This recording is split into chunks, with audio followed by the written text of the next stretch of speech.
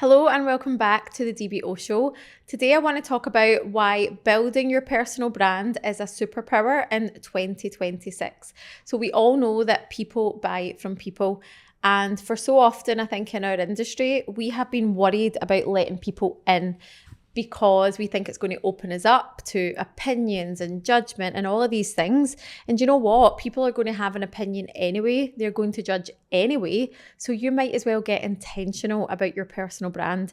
And when you decide that you want to be more visible and that you want to be seen, you can't control how people see you.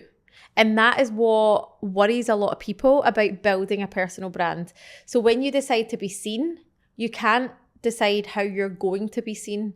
And I know that is worrying, and I know that brings up a lot of fear for dance business owners, but I really hope that this episode today can help you see why it's so important and why if you're not building your personal brand in 2026, then you're missing out, because it is no longer an option.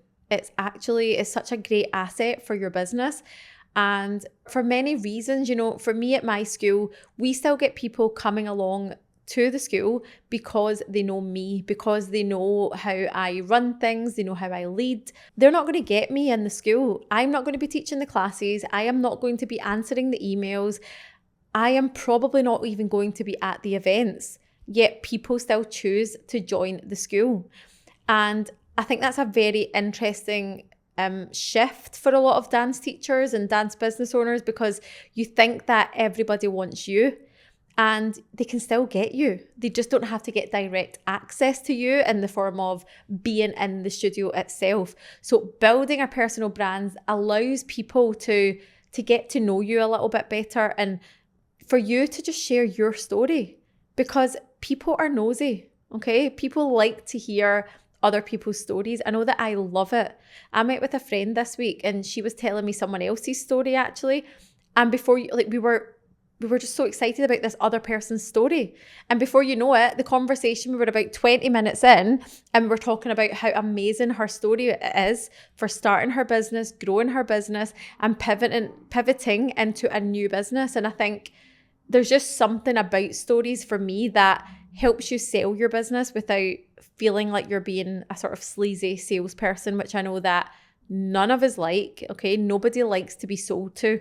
So instead, think about how can you build a personal brand this year?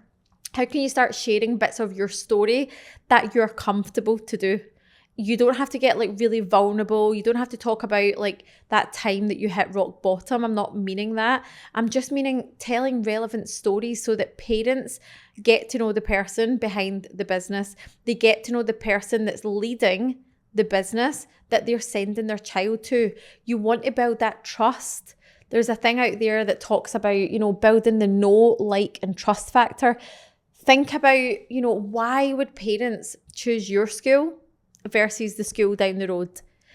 Even if you offer the exact same thing, you've all got the same pricing, they're going to buy into you because of the person that you are, because of what you value, because of what you believe in, because of what you stand for.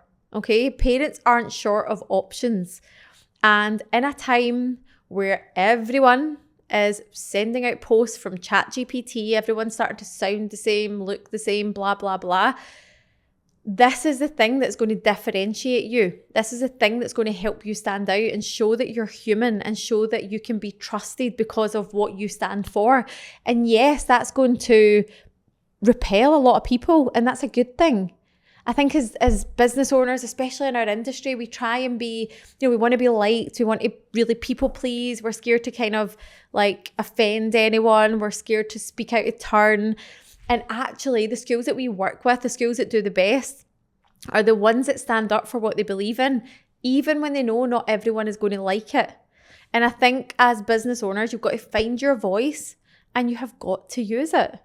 Okay, it's our duty as business owners to speak our truth, to tell our story, to talk about the challenges that you've overcome.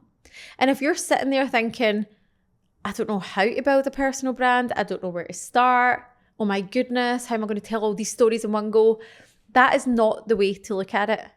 If you think about this as, let's just say it's going climbing a mountain, you're not going to go from where you're at to the top of the mountain. You have literally got to take the first step. And the first step is putting something out there, starting to tell your story. You don't have to tell it all at once.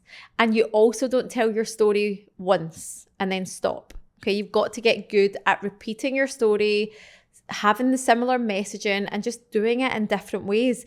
And, you know, for me, I appreciate that there's a lot of concerns, there's a lot of limiting beliefs around putting yourself out there. What if it opens me up? And what if people don't like it? And of course that's going to happen, but that's going to happen anyway. So you might as well control the narrative about what you put out there. Why did you start your school? What was your experience as a youngster of going to dance school, theatre school? What makes you run your school the way you run it? Why do you do competitions? Why do you not do competitions? What's the hardest thing about being a business owner? What's the hardest thing about being a mum in business? What's the hardest thing about having your own kid come to your school? Like, get better at talking about this stuff, because as well as building a personal brand, you will probably help a lot of people on the way. People will resonate with you. You will be able to share stories and posts that just really, that they can feel, that they're like, oh my goodness, I can relate to that. I have felt the same. And I know it can be daunting, but when you start giving it a go and when you do it anyway, and you see the results are usually always, probably 99.9% of the time, amazing, incredible. It really helps you deepen the relationships that you have at your school. Every school owner that we work with that starts talking about, you know, bringing in a bit of personal life, bringing in their experience as business owners, they are absolutely smashing it. Like, they're doing amazing things, and the engagement's always through the roof, the support's always there, the reach is there. And what it actually does is really filter out your ideal customer. So if people don't like what you stand for, that's fine. They're not going to buy from you. They're better knowing that up front than buying from you, joining the school and being a problematic pain in the bum customer, because we don't want them. They're going to churn anyway. They're going to leave. They're going to waste your time. They're going to waste your team's time. So you might as well get people joining your school who are aligned, who stand for what you stand for. And I just think it's time that we stop hiding. I think it's time that you start being you start being authentic, you start showing up on social media and humanizing your business, you start telling your story, and you can do it scared, okay? The first time I ever posted on social media, I was terrified. I remember doing the post and putting my phone in another room and being like, oh my goodness, people hate it. It's probably not going to get any likes. It's not going to get any comments. And yeah, I just want to normalize that. I want you to know that that is okay to feel like that, but you're going to do it anyway. And when it comes to knowing what to share as part of your personal brand, it's going to be very different for everyone. I think it's making sure that what you do share is relevant. Remember, people are going to buy into your style. They're going to buy into your little quirks. So if you like coffee, if you don't like coffee, if you like a certain item of clothing, if you like things done a certain way in the studio, if you're OCD, if you're like any of these things, if you're a procrastinator, if you're so disorganized, like, start sharing it. Share more behind the scenes, share more of the process, share the messy middle, share the bits that you sometimes don't want other people to see, because that is attractive. And for me, I love watching businesses who bring you on the journey, who, you know, you can get to know the person behind the business, because we are all human, you know, we all go to the toilet, we all eat. So let's stop trying to like separate the fact that we're different from the parents at our school, because we're not. We're all the same. We're all people, we're all human. And yeah, I just think the more of us that realize that, we will stop putting other people on a pedestal, and it'll also stop other people putting you on a pedestal. And I just think it is so important. It is such a superpower. And the more you do this, the more unbothered you become. And how amazing would it be to just build a business that feels good, that feels effortless, where you can be yourself and let the right people come and join you.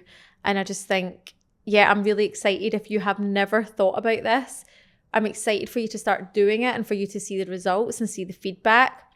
I'm also excited for you if you have been doing it. Maybe you've been dipping your toe in.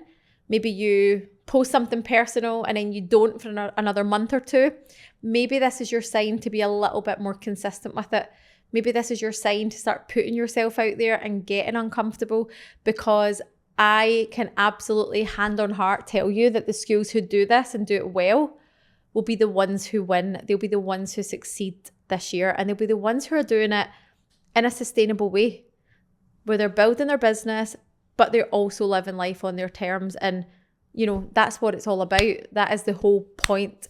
That is everything we stand for inside our community, that you can build a business you love, you can make money, but you can also care. You can also help people. You can also enjoy your life. It doesn't have to be one or the other. It can be this and this. And I'm just so passionate about helping business owners see that there's another way to do this. If your marketing's feeling hard right now, if you feel like you're sounding the same as everybody else, then this is the easiest move you can make to separate yourself from the school down the road, because your personality, your style, your way of doing things is going to be different from everyone else. And that is your unique selling point. You are your unique selling point. Whether you teach the classes, whether you work in the business or not, you're the driving force, you're the visionary, and you get to really shape where your business goes, and you get to share what you're comfortable enough sharing. So please do, after listening to this episode, go out there and start taking your personal brand seriously. You don't have to become someone you're not. You just have to start being real and start sharing stories that are relevant to you and your business. Please let me know how it goes. Let me know if you enjoyed this episode. Send us a message at The Dance Business Coach, and remember to catch up on next week's episode. We drop an episode every single Friday. You can catch them on YouTube now. You can also catch it on wherever you listen to your podcasts. If you enjoyed it, please leave us a review. Please let your other dance business owner besties know about it. And I will see you back on next week's episode. Lots of love.